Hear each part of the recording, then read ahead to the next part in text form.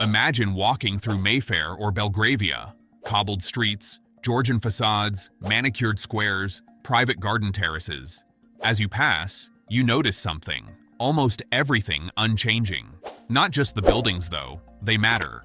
But the ground beneath, the freeholds, the unseen ownership that nobody sells. Now imagine this. A single family hasn't just owned land there for centuries, but built those neighborhoods, shaped their architecture, governed their markets, and holds property others can barely even touch.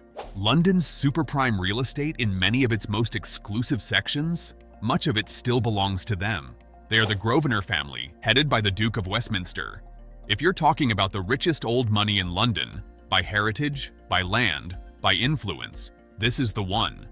1. Who are the Grosvenors and the Duke of Westminster? The full name is the Grosvenor family, the senior title being Duke of Westminster. As of the latest, the Duke is Hugh Grosvenor. Their wealth is not built on flashy business launches or tech startups. It's built on land, specifically the land of prime central London neighborhoods. Their legacy goes way back, Norman Conquest era. The name comes in part from Hugh Lupus, Grosvenor, Great Huntsman, to William the Conqueror. That's almost 1,000 years of lineage. 2. What they own. Real estate that defines London. The power of old money lies in what it controls invisibly, and in the Grosvenors' case, it's the land. Properties, freeholds, leases of buildings in Mayfair and Belgravia, and thousands more in London and abroad. Some key facts: 300 acres of prime central London, Mayfair and Belgravia. That's huge. These are not just any neighborhoods, but among the most desirable, high-value real estate in the world. Freeholds over many properties in these areas. That means even when someone lives in or leases a building, the ground and ultimate ownership often belong to the Grosvenors. Their real estate empire is not static. They've developed these areas over time. In the 18th and 19th centuries, they transformed what had been swamp, farmland, orchards, marshland into Mayfair, then Belgravia. Streets, squares, grand townhouses, redesigns of facades, infrastructure. Their portfolio is global, but London remains their crown jewel, with the most visible prestige, cultural weight, and money. They also do large-scale property investment, development, management. 3. Why Grosvenors qualify as old money. What does old money really mean? Beyond being rich, it means generational wealth, passed down across centuries, not just a few decades. The Grosvenors easily cover that. Land, titles, heritage. Not just assets, but legacy. Property that doesn't move. Freeholds, estates, manors. They own the land, they shape the neighborhoods. Influence in how parts of the city look, feel, are developed, without always being in the headlines. The Grosvenors are not always flashy. Much of their power is built quietly. 4. How big is that power, comparing with other old estates? Grosvenor is not alone. There are other big old estates in London, but few match both scale plus heritage. Cadogan Estate. The Cadogan family owns 93 acres in Chelsea/Knightsbridge. Sweet spots: Sloane Street, Cadogan Square, King's Road. It's very affluent, very iconic. Portman Estate. Another major landowner owning large acreage in central London. Howard de Walden Estate in Marylebone. Again, long-standing ownership, historic properties. When you compare, the Grosvenors' 300 acres in Mayfair plus Belgravia give them more prime square footage in the most desirable zip codes than almost any other private family in London. The combination of size plus prime location plus heritage is what makes them top among old money. 5. The challenges and strategy. How they maintain their status. Being old money doesn't make you immune. Maintaining wealth over centuries means constant adaptation. Some of their methods: diversification.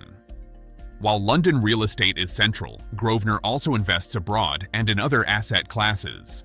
Management of leases and freeholds. They own a lot of freeholds. Even when residents or leaseholders live in or manage buildings, the Grosvenor family often hold the rights to land and sometimes the right to income's rents. Careful development. The Grosvenors have been strategic. For example, developing Belgravia after Mayfair, selling off or adjusting freeholds in response to law changes, e.g. enfranchisement laws, while retaining large bulk holdings.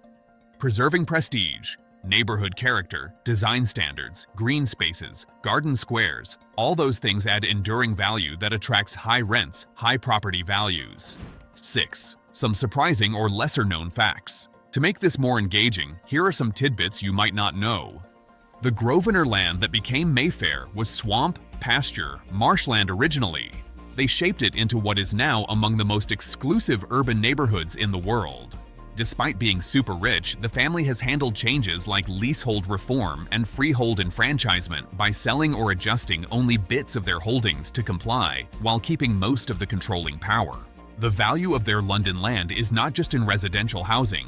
Retail, luxury brand flagships, restaurants, offices, all those pay huge rents, and those are part of their portfolio, so their income is diversified within the real estate sector. 7. So, is Grosvenor the richest old money family in London? Given all this, here's how they stack up.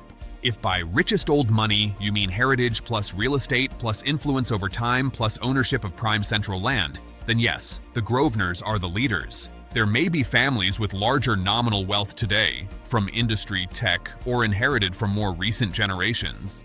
But the Grosvenors' combination of longevity, plus land, plus central London freeholds gives them a kind of power and status money doesn't buy overnight. 8. The next generation, modernizing old money.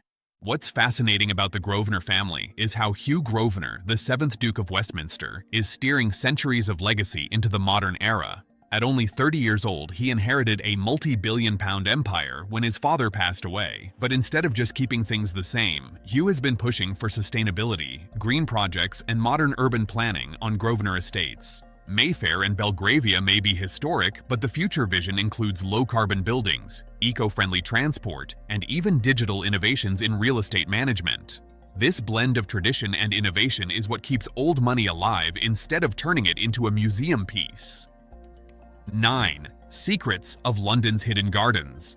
Here's something most people miss. Many of London's most beautiful private gardens, those lovely squares behind tall railings in Mayfair and Belgravia, are on Grosvenor land. They're not public parks, yet they define the beauty and exclusivity of the neighborhoods. The family has kept these spaces immaculate for centuries because greenery equals prestige. It's one thing to own buildings. It's another to own the air and ambience around them. These gardens make the land even more desirable and, of course, more expensive. 10. Old money versus new money. Here's the real difference. New money buys, but old money builds and holds. Billionaires might purchase penthouses in Mayfair, but the Grosvenors own the land under the penthouses. That's the ultimate game of wealth. Surface versus foundation. New money flashes, old money lasts. And in London, the Grosvenors have lasted longer than almost anyone else. So next time you're walking down Grosvenor Square, remember, those stones, those gardens, those very sidewalks, they exist because one family decided centuries ago to hold on, to build, to endure. If you want to see history in motion, in real estate, in influence, in wealth not flashed but quietly entrenched, this is it. If you like this dive into London's quiet kingdom, subscribe so you don't miss the next uncovering of legacy, land, and the fortunes you never see. Share this video so others know who really owns the map of London.